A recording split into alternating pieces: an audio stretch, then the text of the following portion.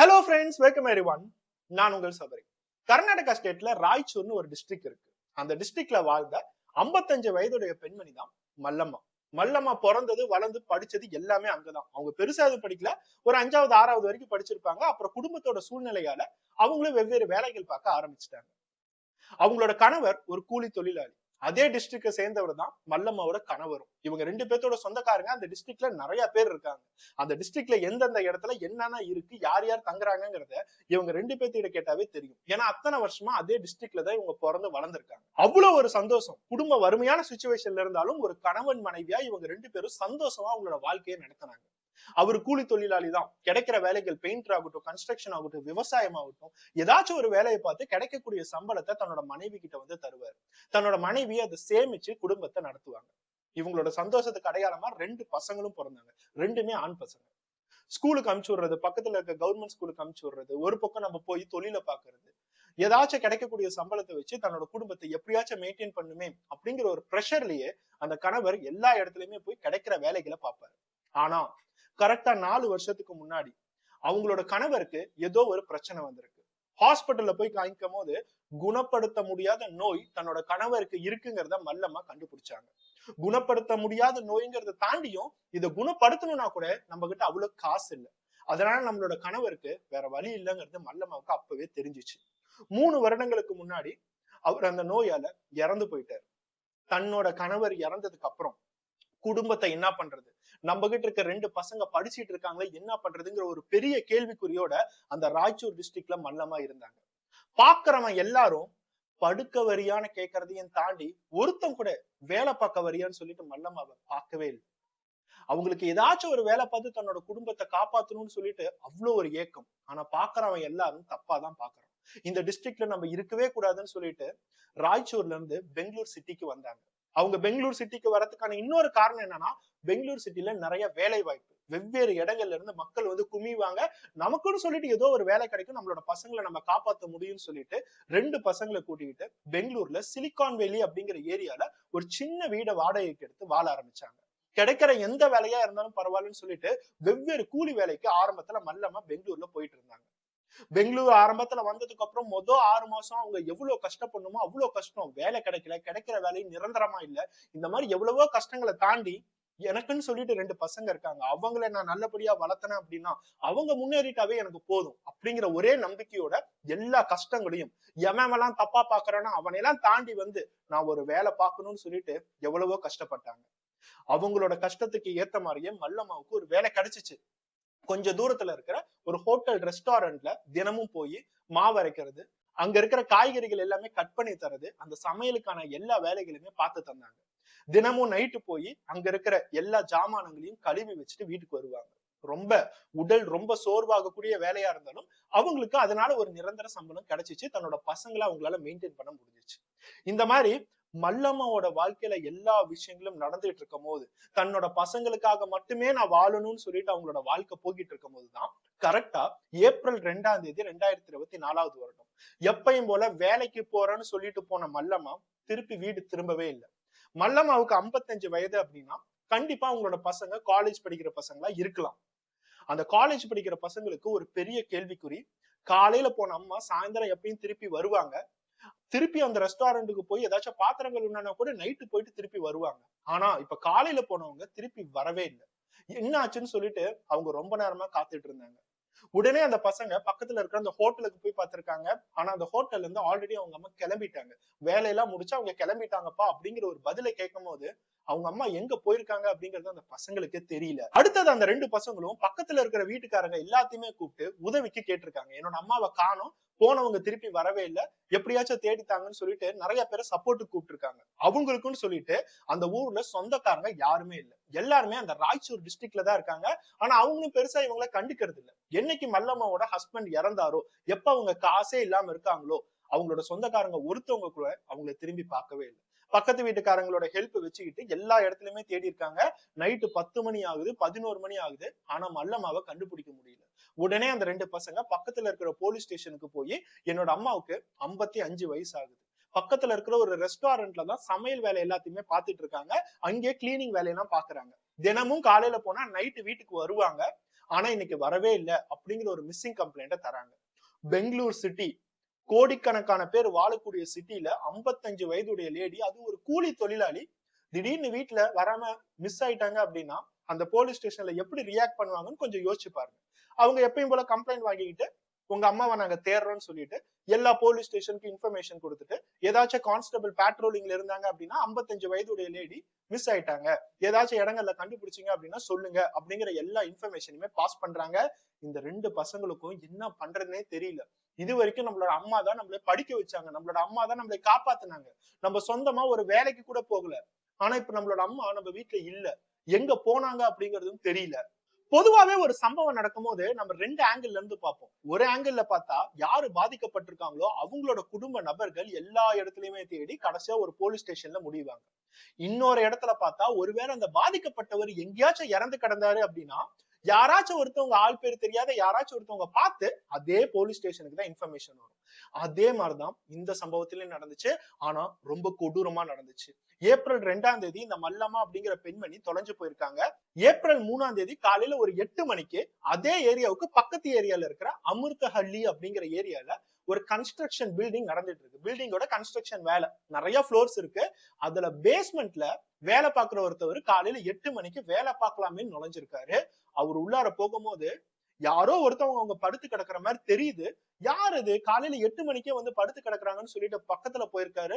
அப்படி ஒரு ஷாக் அவருக்கு. பார்த்தோன்னு ஒரு பெரிய அதிர்ச்சி. அவரு ஒரு பெண்மணியோட நிர்வாணமான உடம்பு ரத்த வெள்ளத்துல, முக்கியமா அந்த பெண்மணியோட பெண் உறுப்புல ரத்தம் வெளியே வருது. அந்த இடமே அவரால் பார்க்க முடியல. உடம்புகள் ஃபுல்லா காயம். பார்த்தோன்னு தெரிஞ்சிருச்சு அவங்க இறந்து போய் கிடக்குறாங்க. உடனே அந்த கன்ஸ்ட்ரக்ஷன் ஏரியா விட்டு ஓடி வராரு. எல்லாத்துக்கிட்டுமே யாரும் உள்ளார நுழையக்கூடாது, போலீஸ் வர போறாங்கன்னு சொல்லிட்டு கத்துறாரு. அங்க இருக்கிறவங்க எல்லாருமே அவர் சொன்னதை கேட்டதுக்கு அப்புறம் உடனே போலீஸ்க்கு கால் பண்றாங்க. போலீஸ் டீம், ஃபாரன்சிக் டீம் எல்லாமே அங்க எவிடன்ஸ் கலெக்ட் பண்றதுக்கு வராங்க. ஃபாரன்சிக் டீம் சுத்தி வளைச்சு ஒவ்வொரு எவிடன்ஸா கண்டுபிடிக்கும் போது அவங்க முதல் விஷயம் சொன்னது, இந்த லேடிக்கு ஒரு 50ல இருந்து 55 வயசு இருக்கும். யாரோ ஒருத்தவன் கண்டிப்பா ரேப் பண்ணி தான் கொலை பண்ணியிருக்கான். உடம்பு நிர்வாணமா விட்டுட்டு போயிருக்கான்.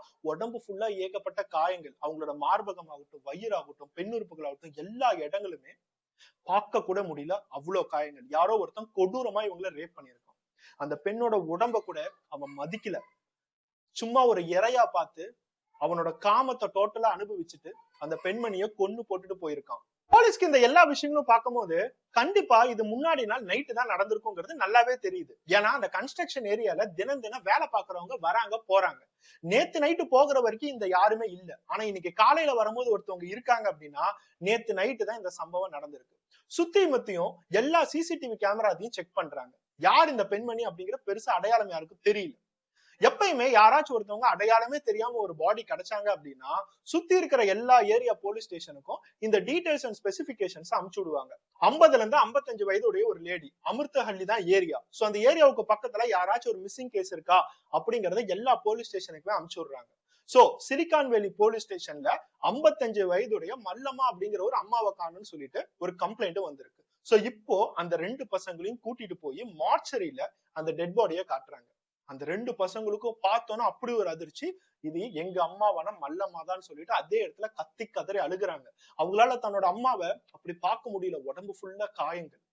போலீஸ் என்ன போய் தன்னோட பசங்க கிட்ட சொல்லுவாரு, உங்க அம்மாவை ஒருத்தன் ரேப் பண்ணி கொலை பண்ணிட்டான்னு சொல்லிட்டு எப்படி ஒரு பையன் கிட்ட அந்த போலீஸால சொல்ல முடியும்? அதுவும் அந்த அம்மாவுக்கு 55 வயசு. சோ இப்போ போலீஸ்க்கு ஒரு பெரிய பிரஷர் வர ஆரம்பிக்கும். பொதுவாவே ஒரு மிஸ்ஸிங் கேஸ் அப்படின்னா அது அப்படியே மிஸ்ஸிங் கேஸாவே போயிடும். ஆனா மிஸ் ஆனவங்க கடைசியா ஒரு இடத்துல கொல்லப்பட்டிருக்காங்க. அதுவும் இல்லாம இது ஒரு ரேப் அண்ட் மர்டரா இருந்துச்சு அப்படின்னா உள்ளுக்குள்ளார பிரஸ் அண்ட் மீடியா வரதா செய்யும், ஹையர் அபிஷியல்ஸ் வரதா செய்வாங்க, கேள்விகள் எழுப்பதான் செய்வாங்க. இவங்க ஏழையா இருந்தாலும் பரவாயில்ல, பணக்கார குடும்பமா இருந்தாலும் பரவாயில்ல, அந்த இடத்துல ஒரு லேடிய ரேப் அண்ட் மர்டர் நம்ம நாட்டுல பண்ணாங்க அப்படின்னா அது ஒரு பெரிய கேஸ் தான்.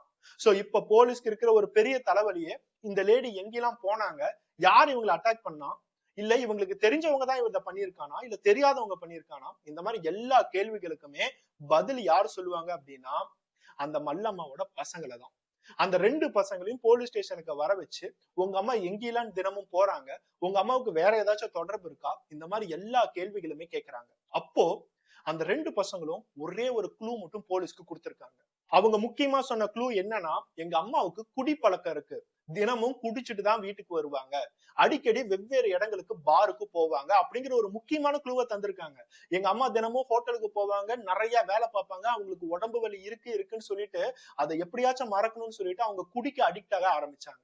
கிடைக்கக்கூடிய சம்பளத்துல கொஞ்சம் அமௌண்ட் எடுத்து அவங்க தினமும் குடிச்சிட்டு தான் வருவாங்க, வீட்டுக்கு கூட பாட்டில் வாங்கிட்டு வந்து குடிப்பாங்க. நாங்களும் அவங்களுக்கு உடம்பு வலி என்ன பண்றதுன்னு தெரியாம அதை அப்படியே விட்டுட்டு இருந்தோம். இதை தவிர்த்து எங்க அம்மாவுக்கு வேற எந்த ரொட்டீனுமே இல்ல. ஹோட்டல், பார், வீடு, இதே மாதிரிதான் அவங்களோட ப்ராசஸ் போயிட்டு இருக்கும்னு சொல்லும் போதுதான் போலீஸ்க்கு ஒரு புது க்ளூவே கிடைச்சிருக்கு. அப்படின்னா அவங்க பக்கத்துல இருக்கிற பாருக்கு போயிருக்கணும். ஏன்னா அவங்களோட உடம்புல ஆல்கஹால் கண்டென்ட் இருக்குங்கிறது போஸ்ட்மார்ட்டம் ரிப்போர்ட்ல ப்ரூவ் ஆயிடுச்சு. போஸ்ட்மார்ட்டம் ரிப்போர்ட்ல இது ஒரு ரேப் அண்ட் மர்டர் அப்படிங்கிறதும் தெரிய வருது. எந்த லெவலுக்கு கொடூரமா ரேப் பண்ணிருக்காங்கன்னா அவங்களோட பெண் உறுப்பே செதஞ்சிருச்சு. அந்த லெவலுக்கு ஒருத்தன் கொடூரமா ரேப் பண்ணிருக்கான், கழுத்தை நெரிச்சு கொலை பண்ணிருக்கான். அது மட்டும் இல்லாம தலையில ஒரு பெரிய ஏதோ ஒரு கல்லு மாதிரி ஒரு விஷயத்தை வச்சு அடிச்சிருக்கான். அதுல அவங்களோட மண்டையும் உடைஞ்சிருக்கு. இதுல முக்கியமா சொல்லக்கூடிய விஷயம் என்னன்னா அவங்க இறந்து போகிறதுக்கு முன்னாடிதான் ரேப் பண்ணிருக்கான், ரேப் பண்ணதுக்கு அப்புறம் தான் கழுத்தை நெரிச்சு கொலை பண்ணிருக்கான் அப்படிங்கிற ஒரு கிளியர் போஸ்ட்மார்ட்டம் ரிப்போர்ட் போலீஸ்க்கு கையில கிடைக்குது. சோ இப்ப அந்த ரெண்டு பசங்க சொன்ன க்ளூ வச்சு போலீஸ் பக்கத்துல இருக்கிற ஏரியாவோட எல்லா பாருக்குமே போறாங்க, சிசிடிவி கேமராவை செக் பண்ண ஆரம்பிக்கிறாங்க. முக்கியமா அமிர்தஹள்ளி அப்படிங்கிற ஏரியால தான் அவங்களோட டெட் பாடி கிடைச்சிச்சு. அதுக்கு பக்கத்துல எங்கேயாச்சும் பார் இருக்கான்னு சொல்லி செக் பண்ணும் போதுதான் ஒரே ஒரு பாரோட சிசிடிவி கேமரால இந்த மல்லம்மா அப்படிங்கிறவங்க உள்ளார போயிட்டு ஒரு பாட்டில் ஃபுல்லா குடிச்சிருக்காங்க. அது மட்டும் இல்லாம இன்னொரு பாட்டில் வாங்கிட்டு வெளியே வர சிசிடிவி காட்சிகள் எல்லாமே தெரியுது. சோ முன்னாடி நாள் அவங்க எந்த பாருக்கு போனாங்க அப்படிங்கறத கண்டுபிடிச்சிட்டாங்க. இப்ப யார் அவங்களை ரேப் பண்ணி மர்டர் பண்ணாங்க அப்படிங்கிறது தெரியணும். இந்த மல்லம்மா அப்படிங்கிறவங்க போய் பாட்டில் வாங்கும் போது யாரும் இவங்க கூட இல்ல, அவங்க தனியா தான் உட்காந்து குடிச்சிருக்காங்க.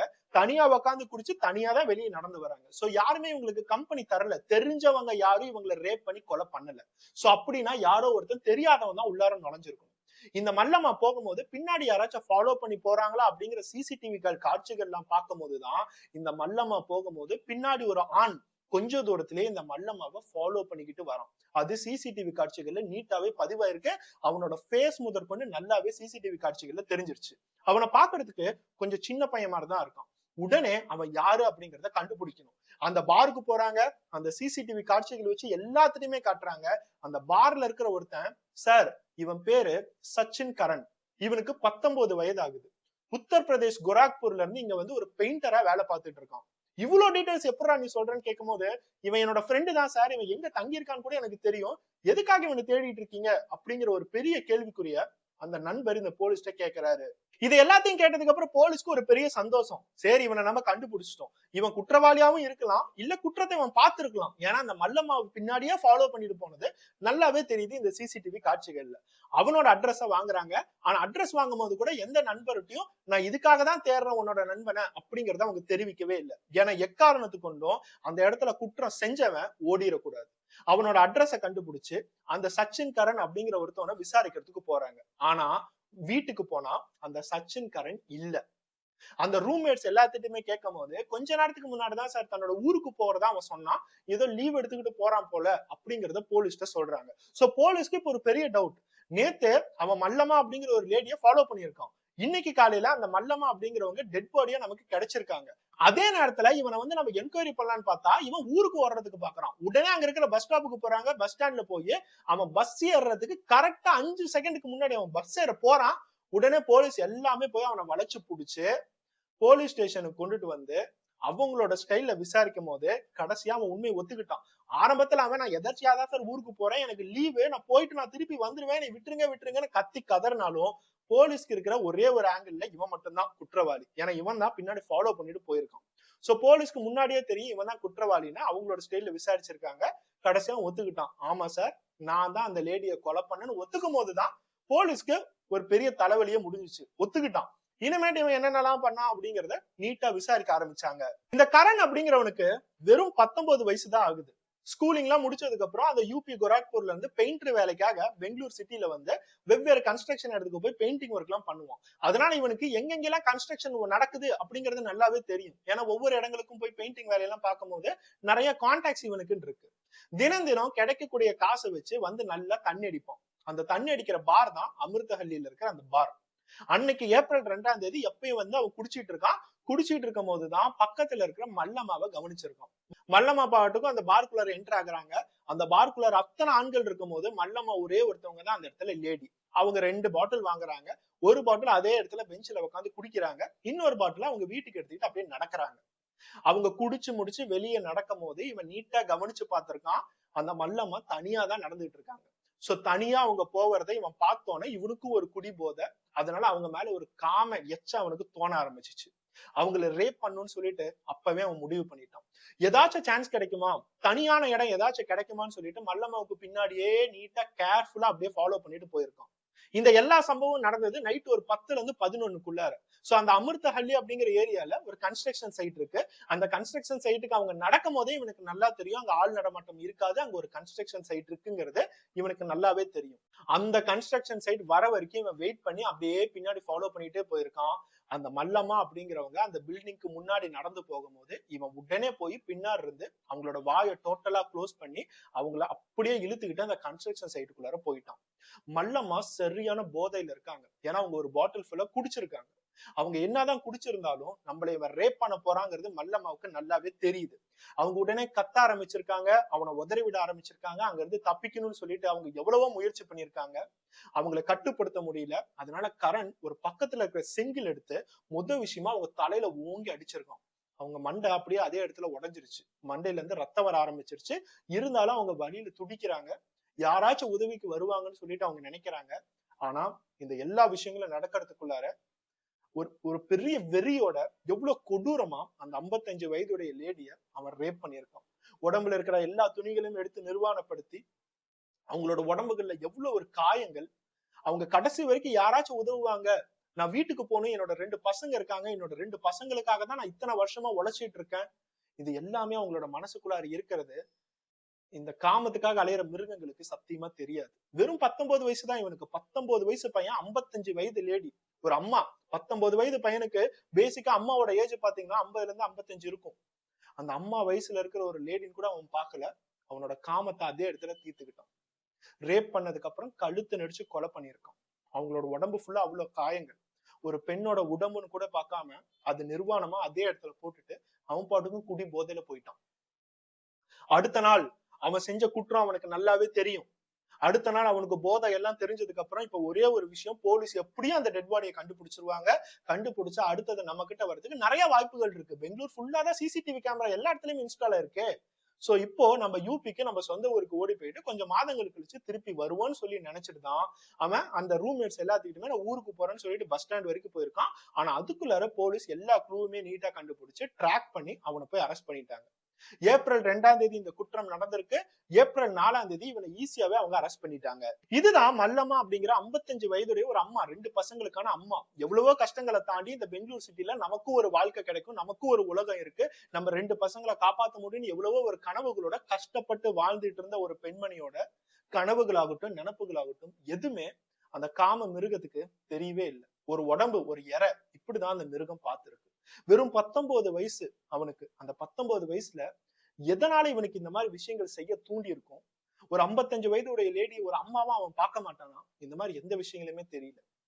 இந்த மாதிரி மிருகங்களுக்கு என்ன மாதிரி தண்டனை கொடுத்தா சரியா இருக்குங்கிறத கண்டிப்பா கமெண்ட் பண்ணுங்க. என்ன மாதிரி தண்டனை கொடுத்தா, இந்த எல்லா விஷயங்களும் சொல்லும் போது பொதுவாவே நம்ம எல்லா இடத்துலயும் கேள்விப்பட்டிருப்போம். நம்ம நாட்டுல 5 வயசு பெண் குழந்தையா இருந்தாலும் பரவாயில்ல, 15 வயசு பெண்ணா இருந்தாலும் பரவாயில்ல, 15 வயசுக்கு மேல ஒரு குமரியா இருந்தாலும் பரவாயில்ல, 40 வயசா இருந்தாலும் பரவாயில்ல, ஏன் 60 வயசு பாட்டியா இருந்தாலும் பரவாயில்ல, நம்ம நாட்டுல பாதுகாப்பு இல்லாம தான் இருக்காங்க, எல்லாத்தையும் ரேப் பண்ணிட்டு தான் இருக்காங்கன்னு கேட்கும் போது இந்த மாதிரி சம்பவங்கள்ல நமக்கு பார்க்கும் போதுதான் தெரிய வருது. ஒரு 55 வயதுடைய லேடிய யாரும் ரேப் பண்ணல. வெறும் 19 வயதுடைய அந்த பெண்ணோட மகனோட ஏஜ்ல இருக்கிற ஒருத்தவன் தான் ரேப் பண்ணியிருக்கான். அப்படின்னா என்ன மாதிரி தண்டனை கொடுத்தா அடுத்தது ஒரு அம்மாவை இந்த மாதிரி ஒருத்தன் ரேப் பண்ண மாட்டான்? என்ன மாதிரி தண்டனை கொடுத்தா அடுத்தது எந்த பெண்களையும் ஒருத்தன் இந்த மாதிரி திரும்பி பார்க்க மாட்டான்? அந்த தண்டனைய கண்டிப்பா கமெண்ட் பண்ணுங்க. அதே மாதிரி இந்த வீடியோவை பாக்குற சில பேருக்கு வேற விதமாவும் தோணும். அந்த மல்லம்மா எதுக்காக போய் ஒரு பார்ல குடிக்கிறாங்க, போய் அந்த பார்ல குடிச்சதுனாலதான் இவங்களுக்கு இந்த மாதிரி ஒரு பிரச்சனை வருது அப்படிங்கிற விஷயங்களும் நிறைய தோணும். ஒரே ஒரு விஷயத்த மட்டும் நல்லா நம்ம நோட் பண்ணணும். அந்த மல்லம்மா அப்படிங்கிறதுக்கு குடிப்பழக்கம் இருக்கு. அந்த குடிப்பழக்கம் எதனால வந்துச்சு, எப்படி வந்துச்சு, அவங்க எதுக்காக குடிக்கிறாங்க அப்படிங்கிறது எல்லாமே வேற பக்கம். அது எதையுமே நம்ம தொட வேணாம். ஆனா அந்த பார்ல இருக்கிற ஒவ்வொருத்தவங்களுக்கும் ஒரு விஷயம் மட்டும் நல்லா தெரியணும். 99 பசங்க இருக்காங்க. அந்த 99 பசங்க உட்கார்ந்து குடிச்சிட்டு இருக்கும் போது ஒரே ஒரு பெண்மணி மட்டும் அந்த பாருக்கு வந்து ஒரே பெண்ணா குடிச்சாங்க அப்படின்னா அவங்க விபச்சாரின்னு சொல்லிட்டு இவங்களே கன்ஃபார்ம் பண்ணிடக்கூடாது. அவங்க நமக்கு இறதான் அப்படின்னு சொல்லிட்டு இவங்களே கன்ஃபார்ம் பண்ணிடக்கூடாது. அவங்களும் ஒரு பெண் தான். அவங்களுக்கும் ஏகப்பட்ட பிரச்சனைகள் இருக்கு. அவங்களுக்கும் ஏகப்பட்ட உணர்வுகள் இருக்கு. நீ எதுக்காக குடிக்கிறியோ, நீ குடிக்கிறதுக்கு எப்படி 1000 காரணங்கள் இருக்கோ அதே மாதிரி ஒரு பெண் குடிக்கிறதுக்கும் 1000 காரணங்கள் இருக்கு. அவங்க குடிக்கிறதுக்கான உரிமை அவங்களுக்கு இருக்கு. அந்த பார்க்குள்ளார ஒரு பெண்ணும் வரலாம், ஒரு ஆணும் வரலாம். எந்த பார்லயுமே வந்து பெண்கள் இங்க அலௌட் இல்ல, ஆண்கள் மட்டும் தான் இருக்கு அப்படிங்கறத எங்கேயுமே போஸ்ட் பண்ணிலாம் ஒண்ணும் வைக்கல. அதனால தயவு செய்து ஒரு பார்க்குள்ளார ஒரு பெண் வந்தாங்க அப்படின்னா அவங்களை தப்பா பாக்குறதோ, தப்பா நினைக்கிறதோ ஒரு பெரிய தப்பு அப்படிங்கறத நான் உங்ககிட்ட கேட்டுக்கிறேன். இந்த இடத்துல நீ குடிச்சிட்டு சாவு இல்ல குடிக்காம இரு, எதுவுமே பிரச்சனை இல்லை. ஆனா பாக்குற விதம் ஒரு பெரிய பிரச்சனையாதான் இன்னும் நம்ம ஊர்ல இருந்துட்டு இருக்கு. இந்த வீடியோ பாக்குற ஒவ்வொரு பெண்களுக்கும் இது ஒரு அவேர்னஸா இருக்கும் அப்படிங்கறத நான் நம்புறேன். நிறைய பேர் பெங்களூர், சென்னை இந்த மாதிரி எல்லா இடத்துலயுமே வாழ்ந்துட்டு இருப்பீங்க. குடிங்க, குடிக்காதீங்க, அது எல்லாமே உங்களோட ஆசை. ஆனா ஒரு இடத்துக்கு போகும்போது, நீங்க தனியா போகும்போது இந்த மாதிரி இடங்கள்ல என்ன நடக்குது அப்படிங்கறத நான் தெரிவிக்கிறேன். கூட ஒரு ஆளை நீங்க கூட்டிட்டு போலாம். யாரையாச்சும் ஒருத்தவங்களை துணைக்கு கூட்டிட்டு போகும்போது உங்களுக்குன்னு இருக்க சேஃப்டி அந்த இடத்துல பாதிக்கப்படாது. இல்ல அப்படின்னா இந்த இடத்துல மல்லமா பாட்டில வாங்கிக்கிட்டு வீட்டுல கூட போய் குடிச்சிருக்கலாம். ஏன்னா அவங்க வீட்டுல போய் குடிச்சாங்க அப்படின்னா நடக்கும் போதாவது ஒரு சுயநிலைவுல இருப்பாங்க. அந்த இடத்துல அவங்களே ஒரு போதையா இருந்ததுனால ஒருத்தன் நம்மளே ரேப் பண்ண வரான் அப்படிங்கும் போது அவங்களால அதை தடுத்து நிறுத்த முடியல. அந்த குடியும் ஒரு காரணம் ஆயிடுச்சு. அதனால நம்ம எல்லாருமே சரி, குடிச்சாலும் சரி, குடிக்காட்டியும் சரி, போற இடம் நம்ம பாதுகாப்பாக போவோம். அதே நேரத்துல நம்ம எந்த இடத்துக்கு போறமா இருந்தாலும் வரக்கூடியவங்களை கரெக்டான விதத்துல பார்ப்போம். ஒரு இடத்துல இவங்க தான் வரணும், இவங்களா வரக்கூடாது அப்படிங்கிறது எங்கேயுமே இல்ல. நெக்ஸ்ட் ஒரு வீடியோட பார்ப்போம். பை.